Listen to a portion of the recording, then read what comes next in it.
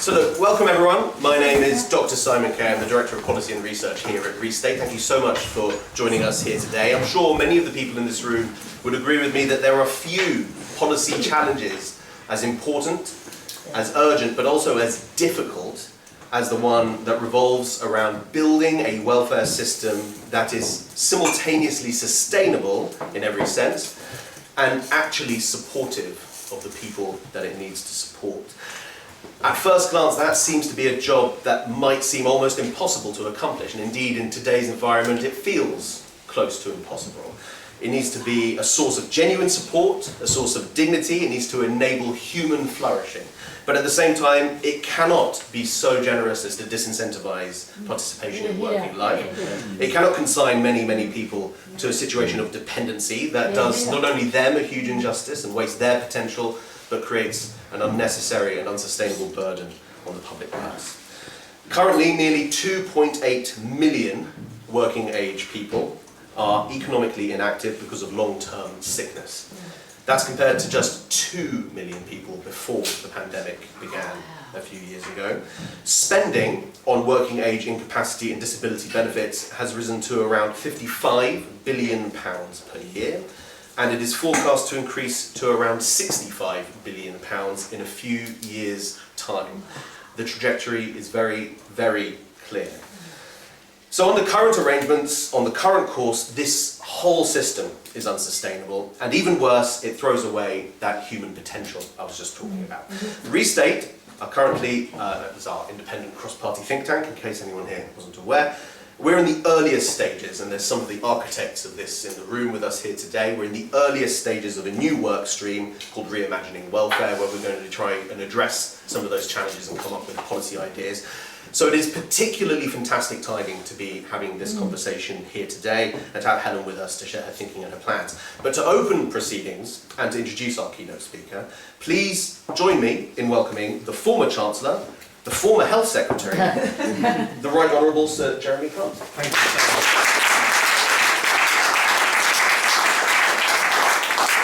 much. Thank you, Simon. Good morning, ladies and gentlemen. Looking at the very, very distinguished audience here, including a distinguished former Deputy Prime Minister, I'm reminded that when you want to book a Cabinet Minister for an event, you need to do it at least 6 months in advance. If it's the Prime Minister, maybe a year in advance. So it's lovely to get the call from Helen on Sunday. And I just happen to be free, so but I'm really delighted to be here, and it's a great honour to introduce Helen. I've been reflecting, I'm going to give a shameless plug for my new book, Can We Be Rich Again? But there's a whole chapter on welfare, and it's a topic that I've been reflecting on very carefully. And I just make 3 very brief points. Firstly, this is a moral as well as an economic mission. You know, when I was Health Secretary, every doctor that I met would say to me that if you have anxiety or depression, the thing you need more than anything else is social contact. But because it is now one of the most common ways to get yourself on out-of-work benefits and signed off as not having to look for work, something that we're adding to the tally of by more than 1,000 people every single day at the moment. If anxiety and depression are the reasons that you use, and you're successful in being signed off having to look for work, then you will have less social contact. And in reality, your anxiety or your depression is likely to get worse, not better. Now, I think that is an immoral system, that we are spending huge amounts of money and making people's illnesses worse. And what we should be doing is offering people treatment, not parking them on benefits. And it would be an absolute tiny fraction of the cost to expand the highly respected NHS talking therapy services, which have a greater than 50% success rate. That's the first thing. The second thing is just to talk about the economic risks involved. So we are in a situation where a Labour government is unable to persuade its own backbenchers to do serious welfare reform. But because the international situation has deteriorated so much, and there is an increasingly urgent need to invest in defence, which is shared by all parties, and we've been talking about it a lot, obviously, in the light of John Healey's resignation. What is going to happen in the end is that the government, because they're not prepared to reform welfare, are going to put up taxes. And that is extremely dangerous, because growing the economy is the only long-term sustainable way to afford public services like the NHS. For every 1% that GDP grows, the Chancellor has an extra 10 to 12 billion pounds in tax receipts to spend on public services. But the same thing goes the other way. If GDP contracts or it doesn't grow as much as it might, the Chancellor has less money to spend on public services. And the evidence from all over the world is very, very clear that countries with lower taxes grow faster. In fact, if you look at the OECD countries, the ones in the lowest quartile in terms of tax as a percentage of GDP grow on average about 2% faster a year than those in the highest quartile of tax as a proportion of GDP. And Britain is still in the middle of the pack in that respect, but unfortunately we're moving towards the more highly taxed quartile and away from the more lightly taxed quartile. And the reason for that is a very straightforward one that every economist understands, which is that growth is linked to investment. And if taxes go up, there's less profits for companies, that means less money to invest, that means less automation, lower productivity, lower growth. And so that is the risk we are taking if we don't find a way to reform our exploding welfare budget. But we would all want it, as Simon rightly said, to be done with a great deal of care to make sure that we do everything necessary to protect and support the most vulnerable people in society, whilst at the same time recognising that standing on your own 2 feet and independence is a very important part of the flourishing of the human character. And the final thing I wanted to make is just a slightly more optimistic point, which is that the opportunity here is also absolutely huge. It's not just that if we got the working age welfare bill down to 2019 levels, we would save £58 billion a year within 5 years. So more than enough, for example, to increase defence spending to 3% of GDP or even 3.5% of GDP. It's not just that. It is that if you look around the world at the countries that have a higher GDP per head than us, so more prosperity on average than us, very often it's because they are better at getting people into work. So we have in this country about 75% of the adult workforce, actually 74% of the adult workforce in work. It's about the middle of the pack by international standards. But if you take the Scandinavian countries, the Netherlands, Switzerland, it's closer to 80%. And if you've got that extra 4% of the adult population in work, that is essentially an extra 4% on GDP. You have to make a few assumptions as to what level of productivity the additional workers would have, but broadly, so that's a lot of extra money for the Chancellor to spend on public services or to cut taxes or to do what, but you can only have that argument if you start to do these things. So I have been working very closely with Helen, who actually helped me write the chapter in my book, and has been thinking really on doing the thinking for a future Conservative government. She's absolutely brilliant, and has been doing this for a long time now. So I'm absolutely delighted to hand over to Helen and to hear what she has to say. Helen, thank you. Good morning, everyone. Thank you, Simon and Restate, for hosting us here this morning. Thank you, Jeremy, for your kind introduction. It's the first time that I've ever had a former Chancellor, former Foreign Secretary and former Health Secretary as my warm-up act. Thinking of what you said about needing to book people a long time in advance, I think the lesson is either a long time in advance or right at the last minute. And I sometimes say to someone that if you don't ask, you don't get. But thank you very much for fitting in the time to share your thoughts as well as introduce me this morning. And thank you for your support for the work I'm doing as Shadow Secretary of State for Work and Pensions. Last year, on a visit to Cardiff, I met a young man I'll call Joe. Joe wanted to be a painter-decorator. He was also on benefits. He'd just got onto PIP. That meant he could afford to move out of his parents' home. He'd also been offered a place at college to train as a decorator. But he turned it down. Why? Because he feared losing his benefits and having to move back in with his parents. What struck me was the irony of this, that he saw his benefits as giving him independence. I saw them as stopping him doing more with his life. And this is the problem. For some people, it's a fear of financial insecurity. For some, it's desperately hard to get a job. Others, let's be honest, have decided why bother taking the hard road when you can take an easier one. But whatever the reason, our welfare system isn't working. It's leaving millions of people stuck at home, paid for by the taxpayer. 6.5 million people are on out-of-work benefits. Over 4 million people of working age are on sickness and incapacity benefits, nearly 500,000 of whom are under 25. Thousands are signing on each week. The numbers claiming PIP have doubled since the start of the pandemic, from 2 million to nearly 4 million, heading to over 5 million by the end of the decade. And the costs are likewise heading up and up, from 55 billion this year to over 60 billion by 29-30. With the numbers going up so fast, this is serious and urgent. 1 in 4 people in the UK now report as disabled. If every disability becomes a route out of work and onto benefits, we'll lose out on the talent and contribution to the economy of a quarter of the country.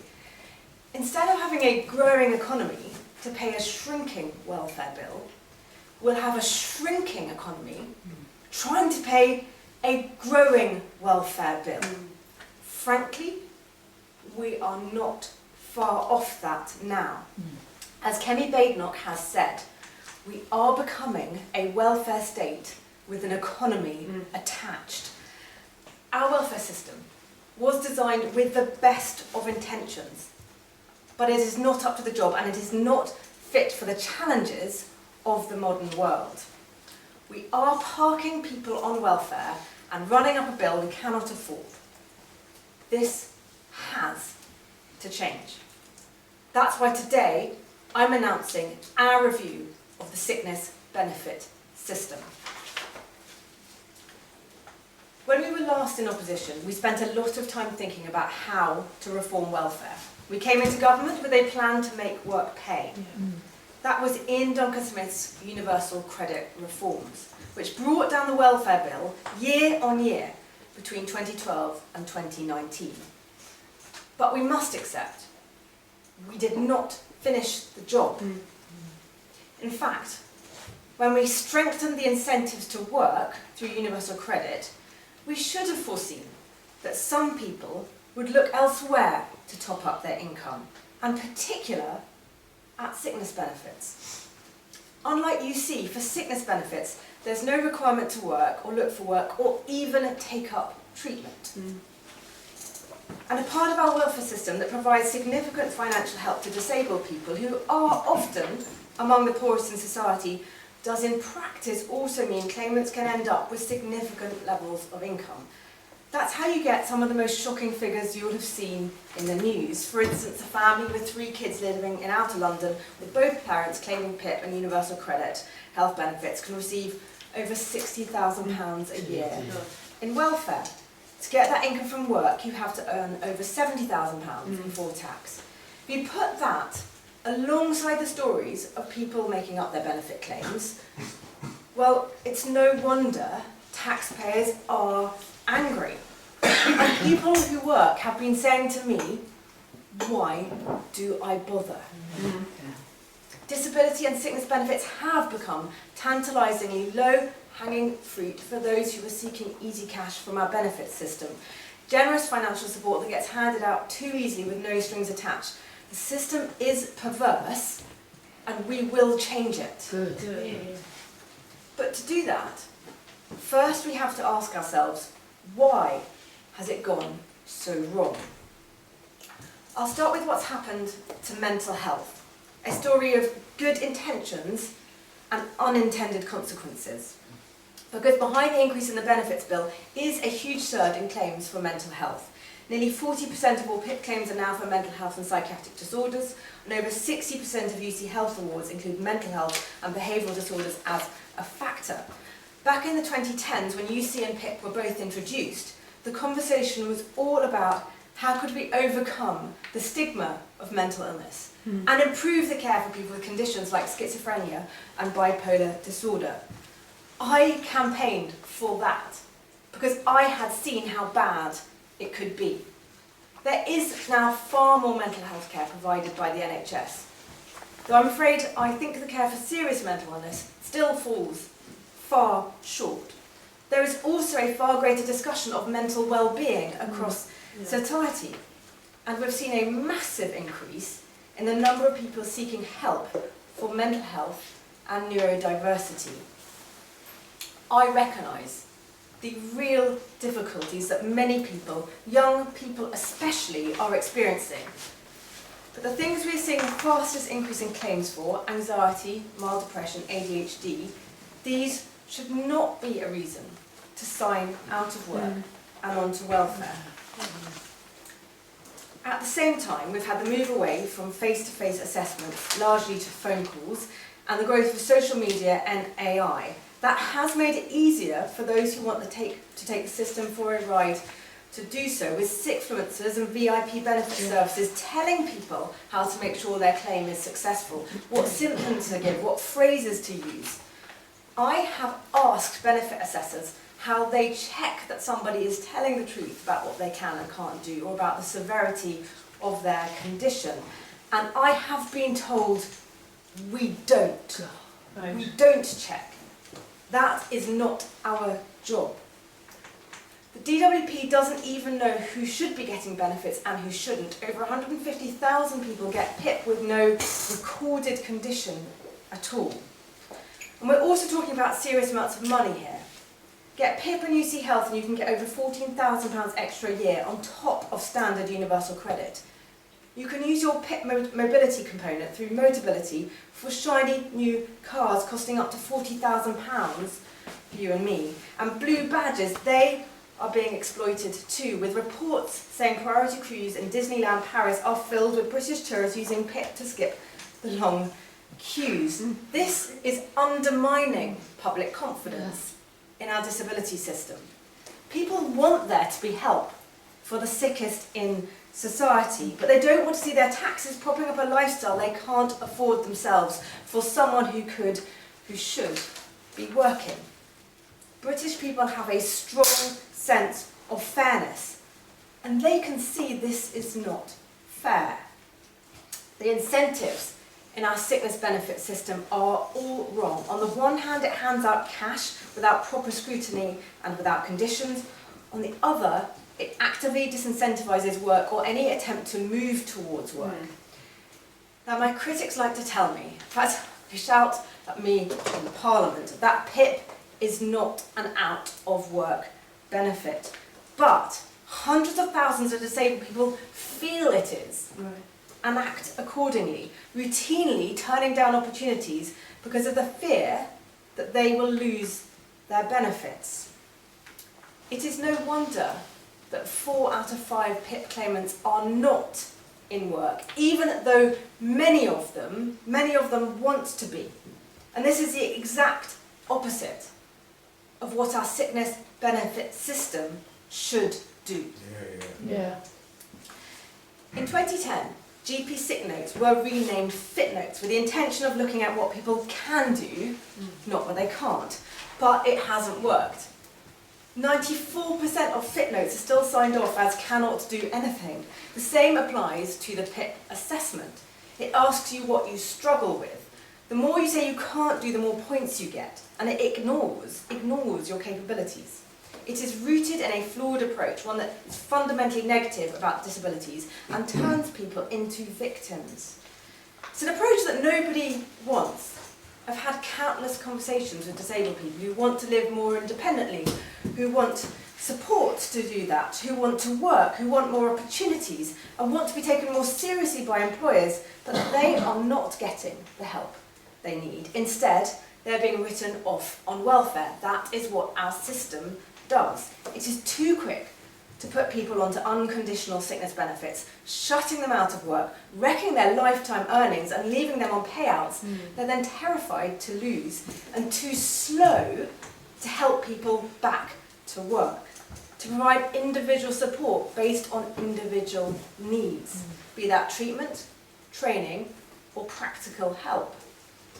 That's why I developed in government the Workwell service, to help people stay in work or return to work, offering support and treatment rather than just a sick note and benefits. I'm glad the government is rolling that out, but it doesn't go far enough. Don't just take my word for it. Look at the countries we traditionally view as our comparators: Sweden, Norway, Australia, Germany, Denmark and the Netherlands. All countries that have taken a fundamentally different approach to how they deliver sickness and disability benefits. They start from an ambitious and positive vision about disabled people. They identify health needs and offer therapy and rehabilitation. They provide extensive support but expect the claimant to play their part too. In Norway, receipt of disability benefits for the first 3 years is conditional on being in training or some form of job-seeking support. In Denmark, needs assessment is a rolling 5-year process, constantly adjusting support, training and placements. These countries understand a one-size-fits-all approach, like we have here, doesn't work, because sickness and disability is a spectrum. They recognise that you need different approaches to people with short-term conditions, those with long-term disabilities who are capable of work, versus those with severe and life-limiting conditions for whom work is not going to be an option. Our system doesn't do that, and it has worse outcomes. The UK has seen a 5% increase in the population identifying as disabled. The EU average is just 2%. So countries we consider humane and compassionate have narrow definitions of disability, their incentives are the opposite to ours, they're positive rather than negative about disabled people, they have the courage to expect more benefit claimants, they are quicker to help with greater intensity of support. They believe, in fact they demonstrate with their results, that with the right support, people battling with long-term sickness and disability don't need to be parked on welfare, they can move beyond it. And it is time for Britain to catch up.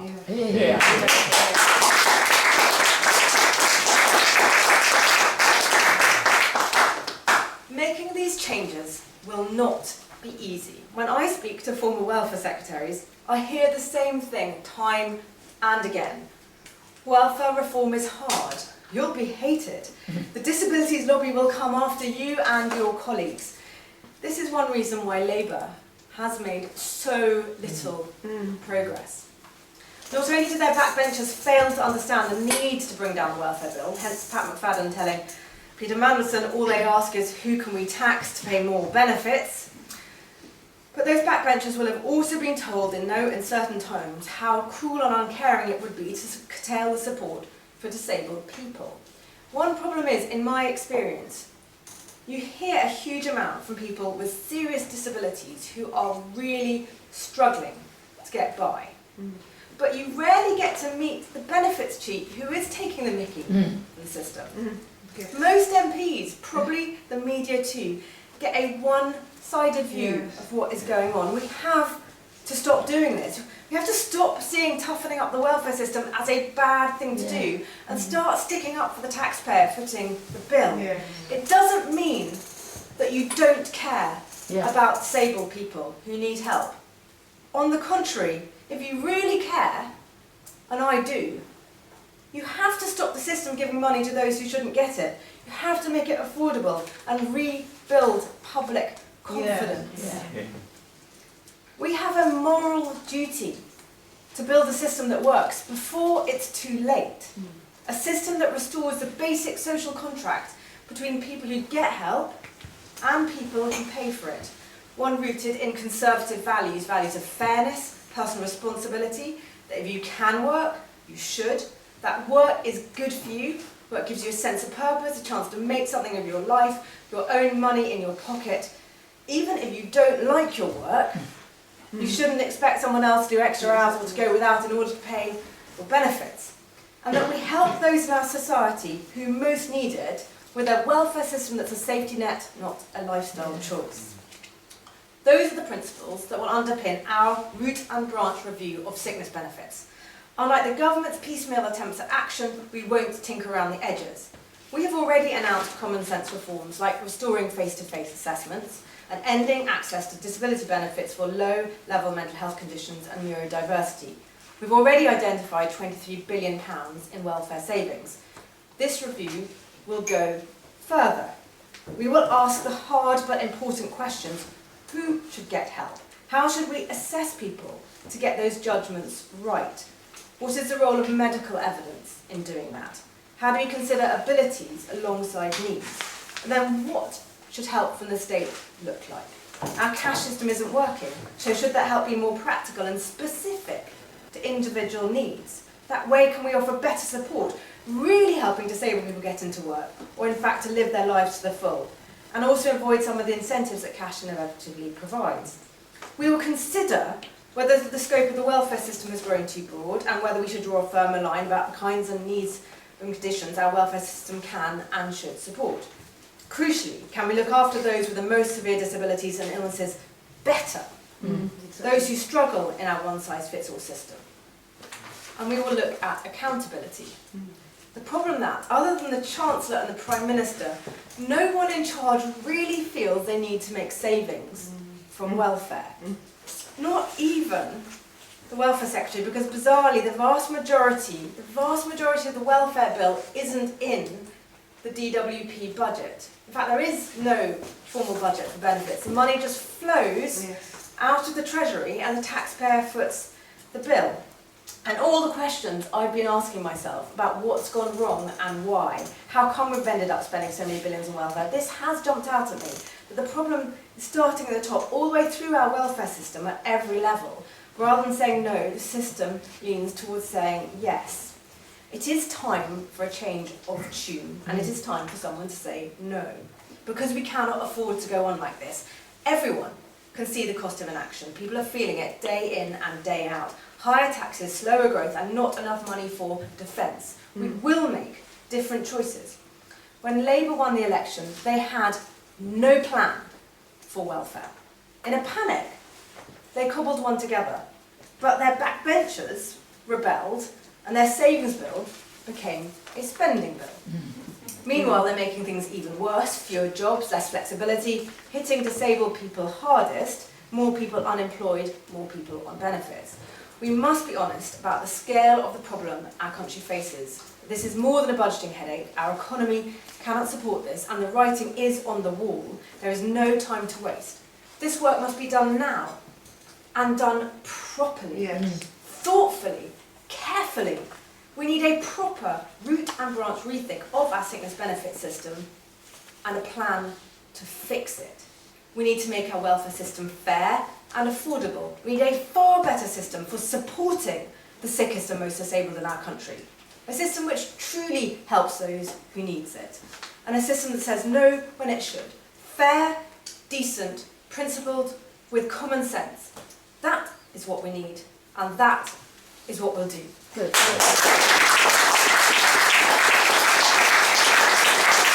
Well, let's start with is getting you to just think out loud a little bit about that. The fact that a lot of what you've just outlined, as you said, gets consigned to the too difficult box very often, doesn't it? And you gave us a sense of why, but I wonder if there's a kind of an elaboration you'd like to share. Sometimes here at Restate we talk about something called the regulatory ratchet. The idea that once you've got a regulatory system, it's incredibly difficult to pull back on those regulations. Repealing is very difficult. So it's a one-way valve, it's a one-way system. Is there some kind of welfare ratchet at work? It feels too morally complicated, too difficult to pull back on a benefit or a source of support once instilled in the system. Is that something you're going to have to come up against? Well, it's definitely something that I spend time thinking about. And I think about, how did we, as I said a bit in the speech, how did we get to where we've got to? I've had many conversations with former welfare secretaries. Teresa's in the room, one of them. And one of the things I've heard time and again is very much this message of, it's going to be really hard. You're going to have so much criticism, your backbenchers will come and tell you can't do it. And I think that is one reason why there's been a lot of caution in the past. But we've reached a point where, we clearly can't go on like this. And maybe there were some tough messages in my speech, but we have got to say it as it is. We have got to have the courage. We mustn't run scared from this, because on the one hand, the system as it is actually isn't doing right by the people who need its help, by people who are seriously disabled. It's not doing right by people who are fearful of losing their benefits and therefore not even trying to work, so it's not helping them, people who would be genuinely better off in work, particularly, and as indeed Jeremy was mentioning earlier, if your reason is to do with mental health, so often it'd be better with the structure of work. So there's a whole moral case for the individuals who are better off with a better system, and for the sake of the country, for the sake of our economy, we clearly have to do it too. So both of those things stack up. And so we mustn't let the fear of the criticism get in the way. Yeah. And to me, that's one reason for doing the hard work on a plan and getting the mandate to then put that plan into practice. And you have to do that now in advance, not in a panic as the government tried to do last year. There's also a systemic side to this. Again, I think you pointed to this in your speech. When someone goes to a GP and they're issued with a fit note, there's a constellation of reasons that GP is behaving the way they do. And very often, I think completely unintentionally, our NHS and other parts of our public services put people on the high road, on the conveyor belt towards ever more dependency within the system. And part of the reason they're doing that is because they've been told again and again, for example, that they need to act early to try and nip in the bud the kinds of things that might later on be very much more costly to their part of the system by acting preventatively. So is there scope in what you're describing, your process, for that wider, big picture, whole public services view of all the different aspects of how the state operates and interacts with people that get them into the dependency situation? So starting with, I'm thinking of fit notes, and I did quite a lot of work when I was in government on fit notes and set up some reforms. The government then council paused those and now has restarted that, so that's something. But as part of that, I spoke to many GPs about fit notes, and I spoke to people who received them. In fact, I was given one when I was run into a road traffic accident and broke my ankle. And I literally had an argument with the surgeon who's like, well, I'll sign you off for 6 weeks. I'm like, well, I can work, I have a laptop, I gotta have my leg up, but I can so you don't need to sign me off for 6 weeks. Obviously I did work, I was a health minister at the time. But the assumption was, you obviously want me to tick the box that says you won't do anything. That has become such a default. And talking to GPs who will say, well, I know that if I don't tick the box for the can't do any work, well then the patient will just go and see another GP and that'll take up more time for our surgery. That's one of the things I've heard. Or GPs saying they don't want to be policing the benefit system. They don't want to be playing that role. I know, and I have spoken to some GPs who make a real effort to try and talk to somebody about how they can stay and work, but most don't have time for that. They don't see it as part of their job. One of the things that I've said, and said then, is I think we have to take a substantial part of the fit note system away from GPs and shift to this more, you mentioned a preventative approach, but when somebody is turning up saying that they want to be signed off sick, well, the conversation should be, well, how can you stay and work? How can you stay in contact with work? What support would help you to stay and work? What can your employer do? All of those things. And actually also on the employer side, they're often really worried about contacting somebody who's signed off sick in case they get themselves into trouble. So this whole thing needs to change into stepping in earlier to support people to stay and work, not getting stuck at home. Because we know that the longer someone's stuck at home, the less likely they are to go back to work, the harder and harder it gets. To your point, which is more about sort of cross-government approach, But yes, of course we need to do that. I mean, as part of this work, I'm very much going to be delving into the way the sickness benefit system works and how it needs to change. There's definitely a health component with that. I'm working with health colleagues as part of that. There are some interactions with education, clearly, and some of what's going on with schools and mental health support. And we do generally need to look at how we take an approach which is kind of backing people to get on and out there, not more of a dependency culture, which some would argue in part of the pandemic also made people sort of say, oh, where's the help coming from? As opposed to, like, we really have to be there to back people to go out and do the most with their lives that they can do. That, to me, it's a much more like supportive and enabling approach, not putting people in a box and saying, there, we'll give you help. Thank you. All right, one last one from me. So, ready with your questions, please, everyone. But I'm going to continue to abuse my privilege here. We're a cross-party think tank, and we're living through a kind of a multipolar moment in the politics of this country. Many of the people, perhaps some of the people in this room, who look at the nature of our welfare system, our benefit system, say, the reason why this has been too difficult is because no one has been able to build cross-party consensus on what is going to happen.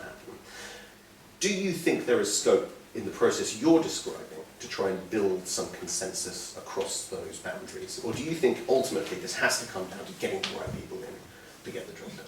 Well, I think I might challenge you on the premise of the question, because I'd say there is cross-party support for universal credit, because that stood the test of time. It's not been unravelled by this government, and I haven't heard them suggest that they're going to.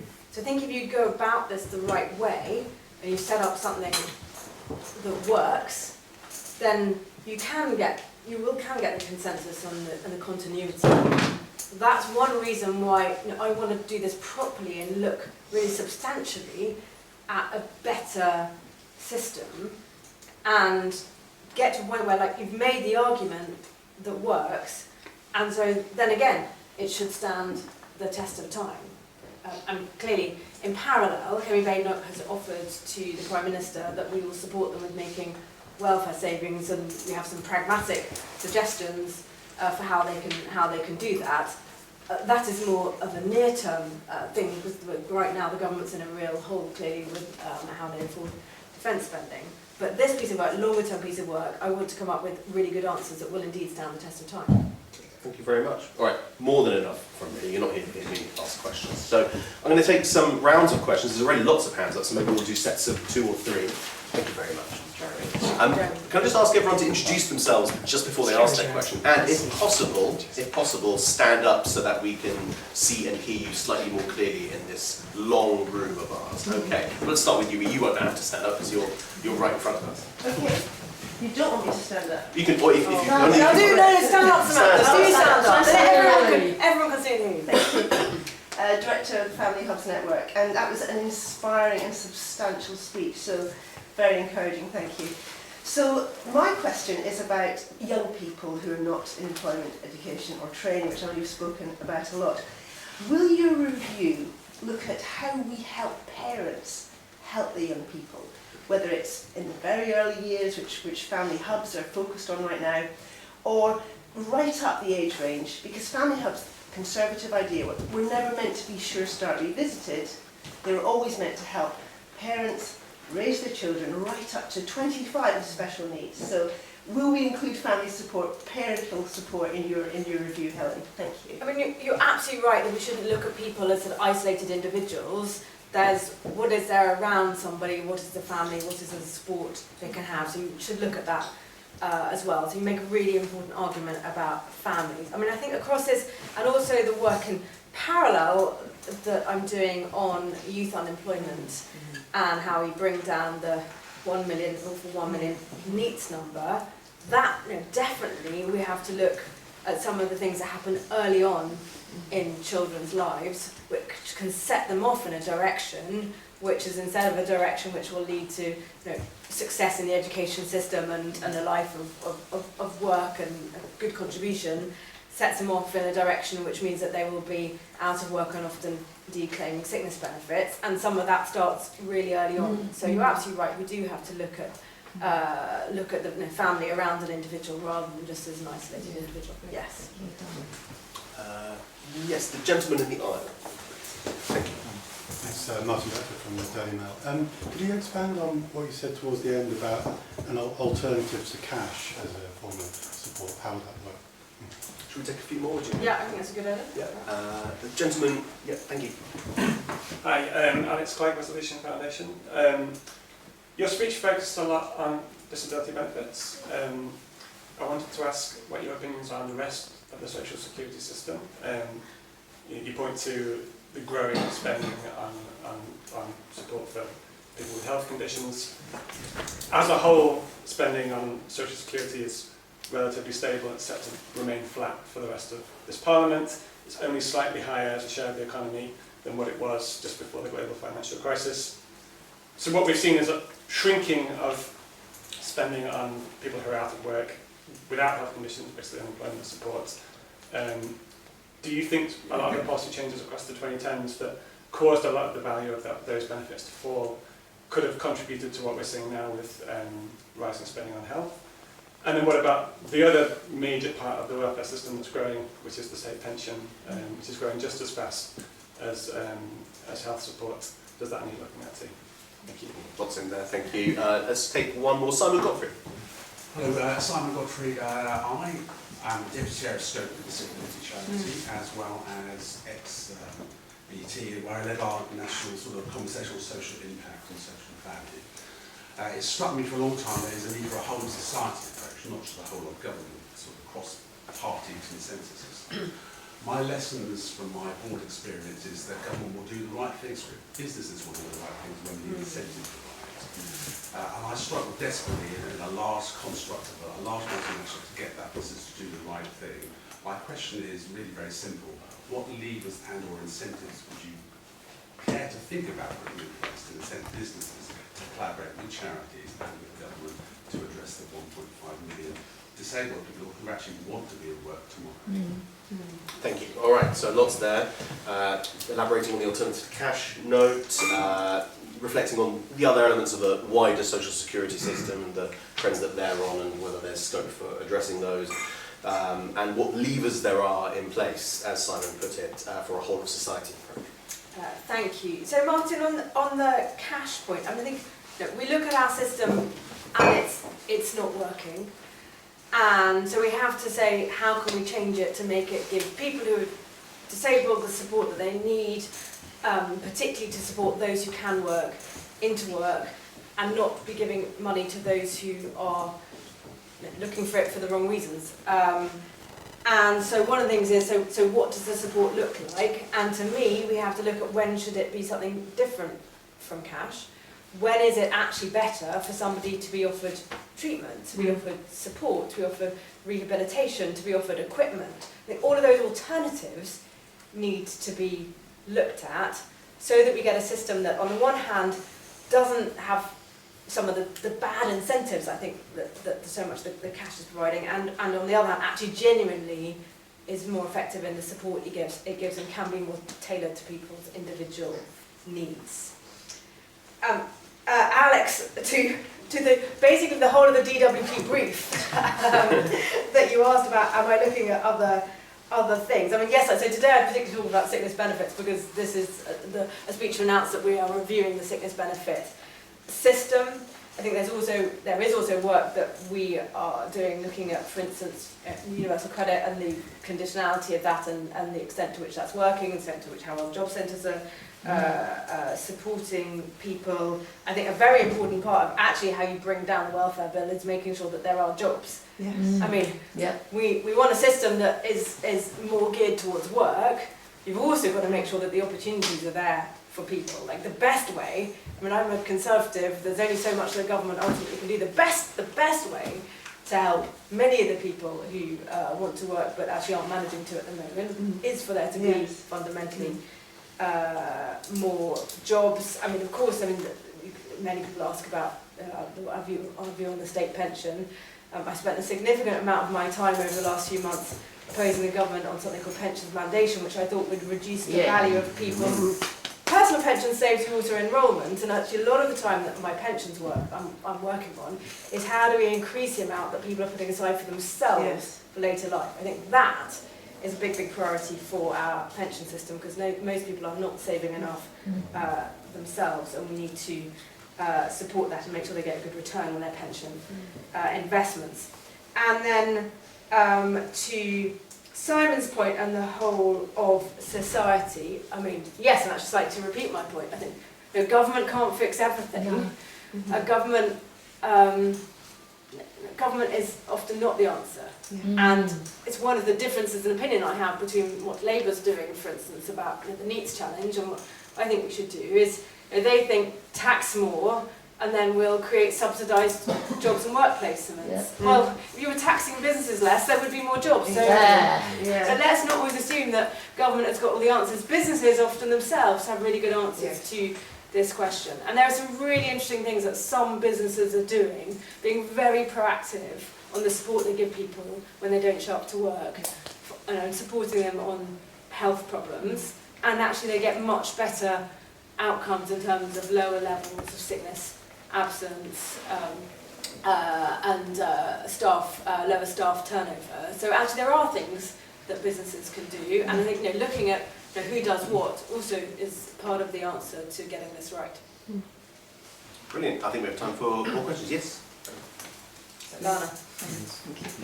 Right, Lana Hensel, Welfare Information Network, and I have first-hand experience, Helen, as you know, being written off by system when I got the diagnosis that I was going to lose my sight completely. And what I see happens abroad much better is what you touched upon, is that rolling programmes, and they continue. So what happened to me is my personal responsibility in my life was taken away from me alongside personal agency. And I think rolling programmes like they have in Denmark and the Netherlands and elsewhere actually build in that personal responsibility that every single person, every single family has to build their own lives and prosper. And I think our system in this country unfairly and actually cruelly takes away that personal agency and personal responsibility, and I'm really looking forward to better solutions, Helen. Thank you. Well done. I'll take a couple more. Yes, gentlemen? Yep. I'm Evan John from the National Disability Charity SENSE. You talked a lot about incentives towards getting people into work. So I was just wondering, our research has shown that over half of disabled people with complex needs who are looking for work don't feel supported by their work coach. So what would the Conservatives do to make sure that people who face really complex barriers to work get the support they need to overcome them? Brilliant. And let's have one more. Yes, sir. In the brown back again. Michael Simmons from The Spectator. Even if you took fit notes away from GPs, polling shows that 80% or more than 80% of GPs are prescribing antidepressants when they don't think there's a medical reason. And that seems to be the start of the problem. So how do you tackle that? Right. Brilliant set of questions again. Rolling programmes, complexity and barriers to work, how to tackle them, and yes, the GP practices coming up again with prescriptions that may not be needed. Lana, I mean, first, brilliant point from you. If in doubt, listen to Lana. You talked about how our system is cruel and it takes away agency. And to me, that is such an important point, is our system is like undervaluing and underestimating the capabilities of people with disabilities all the time, as opposed to recognising what people can do and supporting them to do it. Whether it's both the system and in part our society. So we have to change that attitude. I think we also have to understand how people's conditions change, fluctuate, they get worse, but may also get better. And I think that's one of the things which our system doesn't do very well at all, is by being too rigid and actually too infrequent in its contact often, is not recognising that people may get worse, but also may get better, and support to make the most of those good times as well. So I think we can have a much better system that, as you say, gives people more agency, so important. Evan, you talked about people not feeling, I think, supported by work coaches, particularly with disabilities. And to me, what I'm doing now is asking the questions. And please do come and talk to me and talk to us about what you think would be a better way of supporting people. You know, I'm not going to sit in Parliament in my office and come up with the ideas on my own. I want to work with the wider system to come up with what is a better way of doing that, and how do we make sure that those who have like more specific needs get more specific help. That's the kind of system we need to have. Michael, the problem starts with antidepressants. I'm thinking, I don't want to be drawn too much into kind of how the health system should do a better job looking after people struggling with their mental health, not least because of being here as Shadow Secretary of State for Work and Pensions. Although, as I alluded in my speech, I did campaign a lot on mental health when I was first elected, particularly coming from having seen some truly terrible mental health care from a family point of view by the NHS, and done some work before I was an MP on trying to improve the mental health care in A&E. And I genuinely think that's where we need to go. And I think, you know, that's actually the underlying point, is we've still got more to do in our health system, as well as in welfare, as how we support people whose reason for seeking help is one of mental health, whether it's severe mental illness, like schizophrenia, psychosis, bipolar end of the spectrum, or whether it's more, you know, the anxiety, milder depression, which can mean that life is very hard for people who are coming forward seeking help for that. And you know, we don't want to say, no, go. Like it's but how do we get it right? And as you say, it does look on the healthcare side like it's often not right. I want to make sure, not least on the welfare side, that the support is actually helping people get to a better place and going forwards rather than backwards. And I'm working with healthcare colleagues to have a joined up approach on that as well. Thank you. I think we have time for 2 more questions, and there were some hands up. Well, there's certainly one hand up over there at the back. Yes. Oh, and there's 2. Okay, yeah, you start. Yes, thank you. Origin from Conservative Home. You talked a lot about obviously performing well and stuff to get more people into work, but as you rightly mentioned, there's also the other side of things, which is actually making it possible for businesses to hire people. So would a Conservative, or rather future Conservative government, commit to one, reversing the employer's national insurance contribution rival, or 2, reversing the minimum wage increase that we've seen in this government? Thanks, That'll go down well if you answer those questions very well. What's the other question? And there was another question, I believe. Yes, sir. Oh, hi there. Emmanuel Ligwe from the Prosperity Institute. I think it's sort of a follow-on to Michael's question on fitness. As we have it presently, I believe only 4% of GPs have some kind of occupational health qualification. And that makes it very difficult for them to be able to assess sort of abilities for people to get back to work, etc. So hence the problems that you highlighted earlier. You also mentioned that perhaps money should be taken away from GPs. My question to you therefore would be, given the sort of, let's say, lack of expertise within the GP kind of segment, and also as well not having many occupational health experts anyway, the question is, who will it go to? Or what kind of provisions will be taken to sort of ensure that there is some kind of, let's say, transition? There is a background, there is a sort of added-on question to that, if I may. You also mentioned the Keynote situation, in other words, the problem with the actual framing of it. What kind of work could be done towards that? Would it be some kind of restructuring of how it is defined, etc.? Thank you very much. Okay, so an unanswerable question, which I'll let you tackle as much as you want to, Helen. And questions about whether GPs need better occupational health training, what it looks like to take them out of the picture if necessary, if that's all possible. I think I'll go in reverse order. So I can cover the answer with you, Ollie. Emmanuel, it's interesting how this conversation picked up quite a lot on fit notes, which I think is like people really feel this is a bit of a system which very much doesn't work. Interestingly, what the government announced recently was that they were going to take more of them from GPs to social prescribers, which I was somewhat surprised as an answer, as that being the workforce, because the reforms that I was working on was much more about going in the occupational health direction. And some of the question in the reforms and how you do it is actually, you know, who are the people who can step up instead.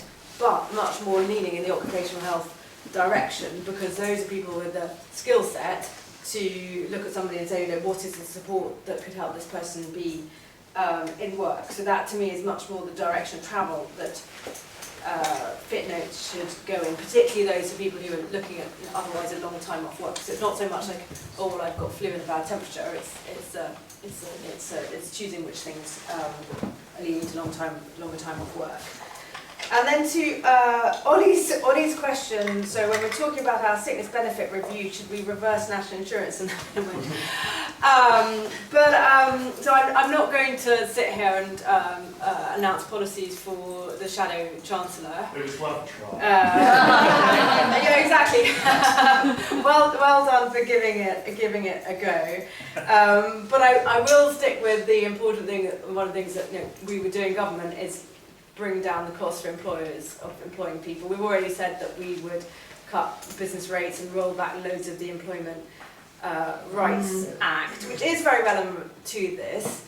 Not only because, you know, it is true that I so often talk to disabled people who say, you know, my disability means that it's harder for me to get work, and in a more competitive workplace, you know, that's risk with more disabled people not managing to get work. And also some of the stuff around the loss of flexibilities in the Employment Rights Act. Well, actually, if you're disabled, you may well really need a more flexible way of working, and the government has taken that in the opposite direction with what they're doing with the Employment Rights Act there as well. I mean, I do think, you know, overall, clearly, as a party, we believe and are determined to bring down taxes, and so far announced cut stamp duty as well. Both for, you know, the moral case that it's better to leave people's money in their own pocket, and because we need that for the growth of our economy. I think also to contribute to growth is very much part of, you know, relevant to the conversation today, is if we had a higher employment rate, if more of the people who are currently off work, especially when there's increasing young people who are not working, were in work, not only does that bring down the benefits bill, but it also increases, in general, tax intake because those people are then working, and increases our GDP and drives growth. If we had the same employment rate as, say, Scandinavian countries, GDP would be 0.4% higher, and in 10 years' time, GDP per person would be 4% higher. So it's a really important thing for the sake of our economy to have more people in work, not off sick on benefits, as well as it being worthwhile in its own right, for the sake of people who themselves would often be better off in work personally. Well, that's all the time we have. It's just as well because the temperature is slowly creeping up in this room, which tells me that it's time to fix the air conditioning. It's not a glamorous life here in the think tank world, but thank you all for joining us for a short time, and please join me in thanking Helen for a really